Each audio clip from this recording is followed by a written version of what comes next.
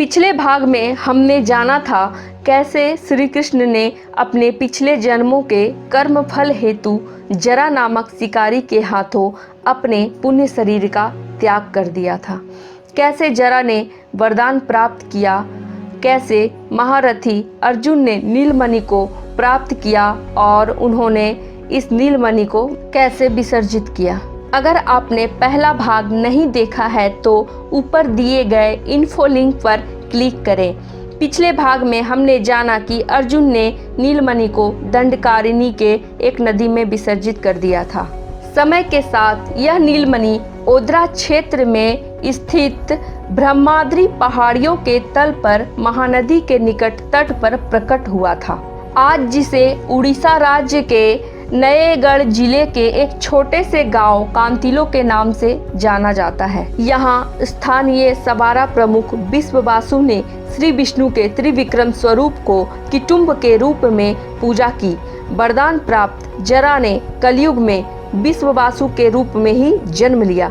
पुराणों के अनुसार मूल रूप से श्री कृष्ण इंद्रनीलमणि के रूप में पूजा की जाती है, जिसे नील माधव के नाम से जाना जाता है। यही श्री कृष्ण के ब्रह्म तत्व हैं, जिसे आज ब्रह्म पदार्थ के नाम से जाना जाता है। विश्ववासु ने इस मणि को प्राप्त करने के बाद ब्रह्माद्रि पर्वत श्रृंखला में स्थित हिमाचल पर्वत के ऊपर एक गुफा में छुपा दिया था।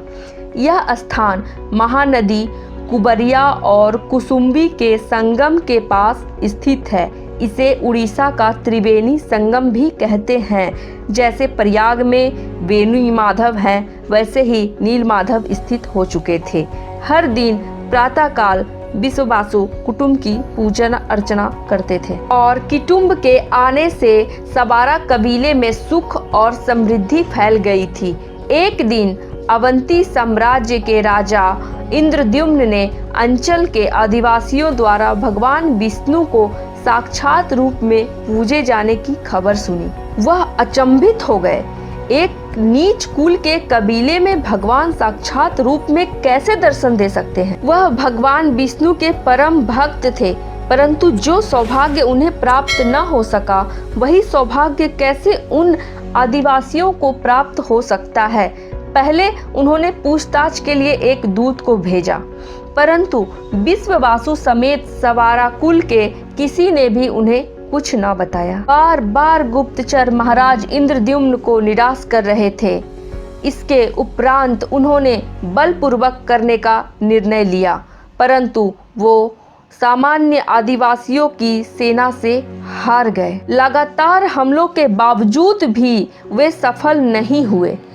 अवंती साम्राज्य के पास एक विशाल शक्तिशाली सेना थी। इसके उपरांत भी वो इस छोटे से कबीले से युद्ध में परास्त हो रहे थे। राजा इंद्रद्युम्न जानते थे कि वह हो न हो भगवान विष्णु की महिमा एवं शक्ति है, जिसके कारण इतने बड़े सेना को भी एक छोटे से कबीले से पराजित होना पड़ रहा है। वे किटुम्ब के दर्शन के लिए व्याकुल रहते थे, अतः उन्होंने इस विषय की जांच के लिए अपनी सभा के ज्ञानी बुद्धिमानी ब्राह्मण विद्यापति को अज्ञातवास में ओद्रा राज्य भेज दिया। परंतु बार बार पूछताछ के बाद भी विद्यापति को किटुम्ब का ठिकाना नहीं मिला। लेकिन विद्यापति ने हार नहीं मानी। इसके बजाय उन्होंने विश्ववासु की एकमात्र पुत्री ललिता से विवाह की और वहीं बस गए। कुछ समय के बाद ललिता ने अपने पिता को मना लिया उस गुफा में ले जाने के लिए जहां किटुम्ब के रूप में नील माधव निवास कर रहे थे।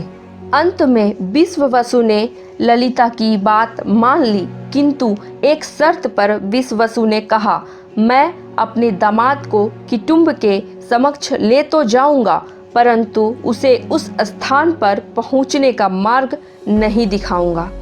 अगले दिन प्रातःकाल विश्ववासु ने अपने दामाद को लेकर वन पहुंचे और विश्ववासु ने अपने दामाद के आंखों पर पट्टी बांध दी। इसके उपरांत उन्होंने नीलांचल गुफा की ओर पदार्पण किया। लेकिन विद्यापति एक अति बुद्धिमान ब्राह्मण थे।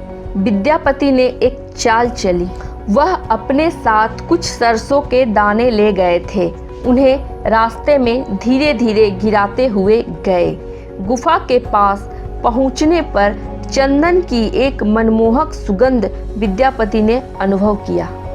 जब वे दोनों गुफा के अंदर पहुंचे तो विश्ववासु ने विद्यापति की आंखें खोल दी। उसने जो देखा वो चमत्कार के अलावा कुछ नहीं था।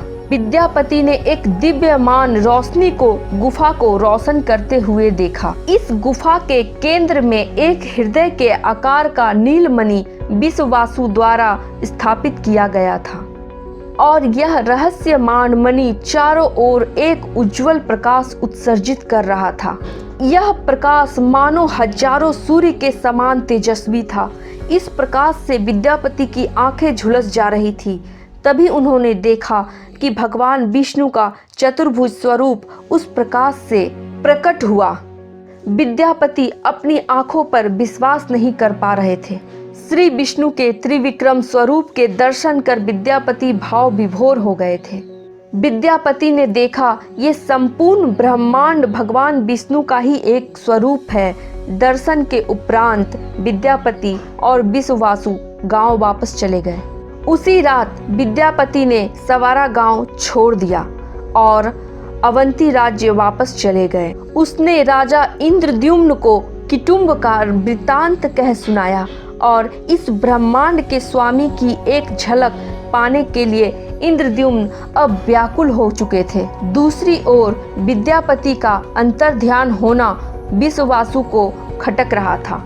उन्होंने उसी क्षण किटुम्ब को एक सुरक्षित स्थान पर छिपा दिया। उन्हें यह आशंका हो रहा था कि विद्यापति किटुम्ब को चुरा सकता है। कुछ दिन के बाद राजा इंद्रद्युम्न सहित विद्यापति सरसों के पौधे की निशानी देखते हुए उस गुफा के द्वार पर पहुंचे, परंतु अंदर जाने के बाद उन्होंने देखा वहां किटुम्ब नहीं है और यह देखकर राजा इंद्रद्युम्न अंदर से टूट गए। इतने सालों की प्रतीक्षा के बाद भी उन्हें प्रभु के ब्रह्म स्वरूप का दर्शन नहीं मिला। तभी उन्होंने यह प्रतिज्ञा की कि जब तक प्रभु उन्हें एवं उनके सभी राज्यवासियों को दर्शन नहीं देंगे तब तक वे अन्न जल ग्रहण नहीं करेंगे, चाहे इनसे उनकी मृत्यु ही क्यों न हो जाए। अचानक दिव्य आकाशवाणी हुई, हे राजा इंद्रद्युम्न, मैं जानता हूँ कि तुम मेरे परम भक्त हो, परंतु पूर्व जन्म में मैंने विश्ववासु को यह वरदान दिया था कि केवल और केवल वो और उनके वंशज ही मेरे इस स्वरूप का साक्षात्कार दर्शन पा सकते हैं और केवल वही मेरे पूजा के अधिकारी होंगे। परंतु इस लोक कल्याण के लिए मैं अवश्य ही तुम्हें इस पृथ्वी पर और सभी मनुष्यों को दारू ब्रह्म स्वरूप के रूप में दर्शन दूंगा। सागर तट पर एक दिव्य दारू तुम्हें प्राप्त होगा। उस दारू से तुम मेरी मूर्ति बनाओगे, परंतु इस दारू के अंदर मेरे ब्रह्म स्वरूप को गुप्त रूप से रखा जाएगा और इस कार्य का अधिकार केवल विश्ववासु और उसके वंशजों को ही मिलेगा।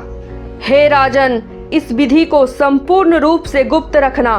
ध्यान रखना कि मेरी इस पूजा का अधिकार केवल मात्र विश्ववासु और उसके वंशजों को ही मिले, अन्यथा मेरा यह ब्रह्म स्वरूप परम तत्व मुझ में ही विलीन हो जाएगा। महाराज ने प्रभु के अनुसार वैसा ही किया। पुरी के समुद्र तट पर उन्हें एक दारू प्राप्त हुआ, जिस दारू से उन्होंने भगवान श्री जगन्नाथ, बलभद्र और सुभद्रा माता का विग्रह बनवाया, जिसे स्वयं भगवान विष्णु ने अंतः महाराणा के छज्ज वेश धारण कर बनाया था। प्रभु के आदेश से स्वयं देव शिल्पी विश्वकर्मा ने श्री क्षेत्र के मंदिर का निर्माण करवाया था। स्वयं ब्रह्मदेव ने इस मंदिर को प्रतिष्ठित किया था। भगवान जगन्नाथ का यह ब्रह्म तत्व 12 से 19 वर्षों में एक बार नवीन देह धारण करता है, जिसे नवकलेवर कहा जाता है। नवकलेवर वर्ष तब होता है जब पूर्णिमा आषाढ़ के महीने में 2 बार पड़ता है। वैदिक पंचांग में चंद्र एवं सौर वर्ष के बीच संतुलन बनाए रखने के लिए हर 3 वर्षों में एक चंद्र महीने को गणना में जोड़ा जाता है। इस अवधि को अधिक मास या मल मास कहा जाता है। समारोह के लिए यह अधिक महीने वाला वर्ष को ही शुभ माना जाता है, जो हर 12 से 19 वर्षों के बीच में पड़ता है। तीनों देवी देवताओं को उस वर्ष नव कलेवर की प्रक्रिया से गुजरना पड़ता है, जिस वर्ष में अधिक मास पड़ता है।